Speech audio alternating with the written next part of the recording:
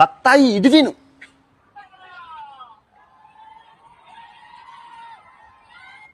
ఈ అమ్మాయి కర్ణాటకలోని రాముని బాణాన్ని మసీదు మీదకి ఎక్కుపెట్టింది.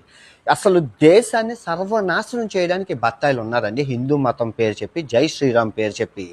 వీళ్ళకి తెలియని విషయం ఏంటంటే, నిన్న మోడీ గారు యుఏఈ షేక్ మహమ్మద్ గారిని కలిసి హగ్గు చేసుకొని ఆ మొత్తం అసలు అంగరంగ వైభవంగా షేకులందరితోని తిని మొత్తం హిందూ మతాన్ని వర్ధిల్ల చేసి వాళ్ళు జనగణమన వందే మాత్రం వాళ్ళు పాడుతుంటే ఇక్కడ వీళ్ళు మత విద్వేషాలు రెచ్చగొట్టి వీళ్ళ ఎజెండా ఏంటో తెలుసా? ఈ బత్తాయిల ఎజెండా హిందూ ముస్లిం కొట్టుకొని వస్తే ఇలా వ్యాపారం చేసుకోరు. దానికి పెట్టుబడి హిందూ మతం, రెండు జై శ్రీరామ్. ఈ రెండిటితోని వ్యాపారం చేసి వీళ్ళకి దేశం ఎదుగుదల ఉండదు. దేశం ఎదుగుదల ఎందుకు అంటున్నానంటే, ఈ అరబ్ మీడియా ఏమంటుందో చూడండి ఒక్కసారి.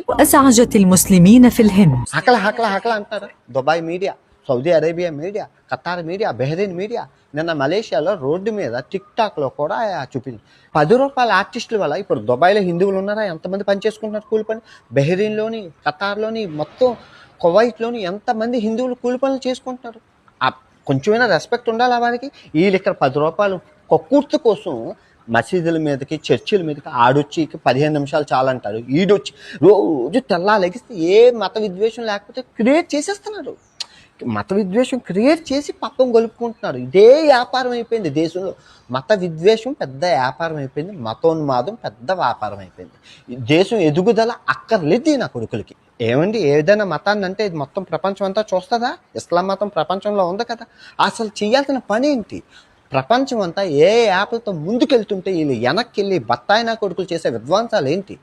అందరికీ నేను హిందువుని కాదా? అసలు నా విషయంలోనే నా దాకే వచ్చింది. ఎంత అసలు ఈ 2026 క్షమించే ప్రసక్తే లేదు. ప్రతి బత్తాయి చూసి పిండి ఆ రసం తాగకపోతే నా పేరు ప్రపంచ యాత్ర కూడా కాదు, వదిలే ప్రసక్తి. ఈ మత విద్వేషాలు ఏంటి? అసలు ఇంకెన్ని రోజులు చేస్తారు ఈ మత విద్వేషాలు? మీకు ఏం కావాలి? ఏ పార్టీకి సంబంధం లేదు. వీళ్ళు బీజేపీకి సంబంధించిన వాళ్ళు కాదు, కాంగ్రెస్ పార్టీకి సంబంధించిన వాళ్ళు కాదు. జస్ట్ బత్తాయి నా కొడుకులు.